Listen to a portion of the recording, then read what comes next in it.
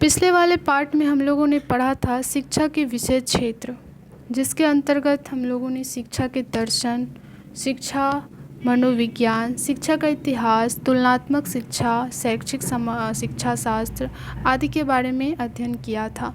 अब हम लोग पढ़ते हैं शैक्षिक समस्याएं। हमारे देश में क्या क्या शैक्षिक समस्याएं हैं। इसके अंतर्गत देश की वर्तमान शैक्षिक समस्याओं पर विचार किया जाता है और उनके समाधान के तरीके ढूंढे जाते हैं। आज हमारे देश में मुख्य शैक्षिक समस्याएं हैं देश के सभी क्षेत्रों में शिक्षा की समान सुविधाएं उपलब्ध कराना, शिक्षा को व्यावसायिक स्वरूप प्रदान करना, धर्मनिरपेक्ष राज्य में धार्मिक और नैतिक शिक्षा का विधान करना तथा शिक्षा का राष्ट्रीयकरण करना आदि। जब तक शिक्षा शास्त्र के अंतर्गत वर्तमान समस्याओं का अध्ययन कर उनके समाधान के तरीके नहीं सोचे जाते, तब तक इसे विकसित नहीं कहा जा सकता। तो सबसे पहला है देश के सभी क्षेत्रों में शिक्षा की समान सुविधाएं उपलब्ध कराना, शिक्षा को व्यावसायिक स्वरूप प्रदान करना और धर्मनिरपेक्ष राज्य में जो विभिन्न धर्म के लोग हैं उस राज्य में धार्मिक और नैतिक शिक्षा का विधान करना तथा शिक्षा का राष्ट्रीयकरण करना आदि। इसके बारे में बताया गया है शैक्षिक समस्याओं के अंतर्गत। अब आता है शैक्षिक प्रशासन एवं संगठन। नियमित शिक्षा की व्यवस्था विद्यालयों में होती है, इसलिए शिक्षा शास्त्र में इन विद्यालयों के संगठन और संचालन की विधियों का अध्ययन भी किया जाता है। इसके अंतर्गत जिन तथ्यों का अध्ययन किया जाता है उनमें से मुख्य है शिक्षा का संचालन किसके हाथ में है, राज्य का इसमें किस प्रकार सहयोग है, समाज किस प्रकार सहयोग कर रहा है, विद्यालयों का निर्माण कैसे करना चाहिए, विद्यालयों में विभिन्न शैक्षिक पाठ्यचारी एवं सहपाठ्यचारी क्रियाओं का संगठन किन सिद्धांतों के आधार पर किया जाए कि उनसे अधिक से अधिक लाभ उठाया जा सके। प्रधानाध्यापक एवं अध्यापकों के गुण एवं कर्तव्यों और उनके आपसी संबंधों को सुमधुर बनाने के उपाय, बच्चों में अनुशासन उत्पन्न करने के उपाय, बच्चों का प्रवेश, उनका सर्वांगीण और उनकी उपलब्धियों का मूल्यांकन और कक्षोन्नति, विद्यालयों में बच्चों के स्वास्थ्य की रक्षा के उपाय और शैक्षिक एवं व्यावसायिक निर्देशन। इन सब के अध्ययन से हम शिक्षा की प्रक्रिया को सुचारू रूप से चलाने में समर्थ होते हैं। तो शैक्षिक समस्या के अंतर्गत सबसे पहले तो आ गया शैक्षिक प्रशासन एवं संगठन। इसके प्रशासन में क्या सुधार और संगठन में क्या सुधार किया जा सकता है, जिसके अंतर्गत शिक्षा का संचालन प्रमुख तथ्य है। शिक्षा का संचालन किसके हाथ में है,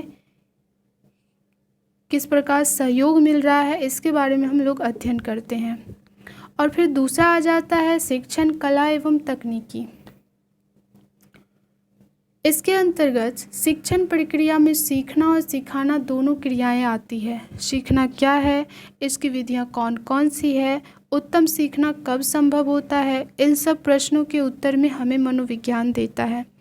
और उसके आधार पर भिन्न भिन्न स्तरों के बच्चों को भिन्न भिन्न विषयों को पढ़ाने की कौन कौन सी विधियों का निर्माण हुआ है, उनमें कौन सी विधियां उपयोगी है और उन विधियों को अपनाते समय क्या सावधानियां बरतनी चाहिए, इन सब की चर्चा शिक्षण कला एवं तकनीकी के अंतर्गत की जाती है।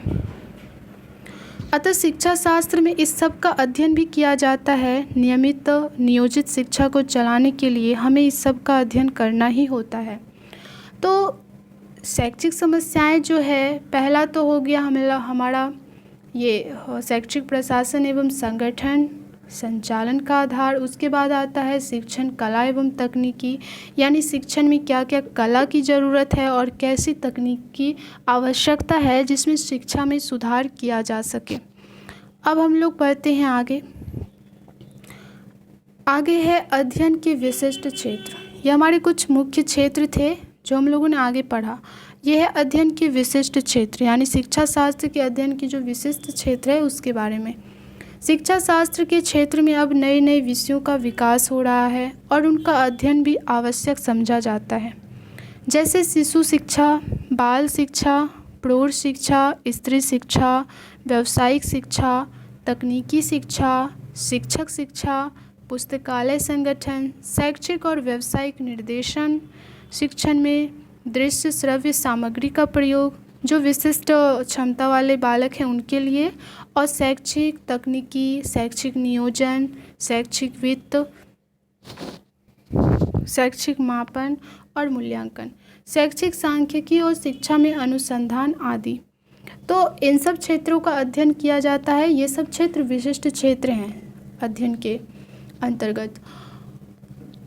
इस संदर्भ में हम ये स्पष्ट कर देना आवश्यक समझते हैं कि आज से कुछ वर्ष पहले तक इन सब का अध्ययन शिक्षा के इतिहास, शैक्षिक प्रशासन, शिक्षा मनोविज्ञान और शैक्षिक तकनीकी के अंतर्गत ही किया जाता था, परंतु अब से अलग अलग विषयों के रूप में विकसित हो रहे हैं।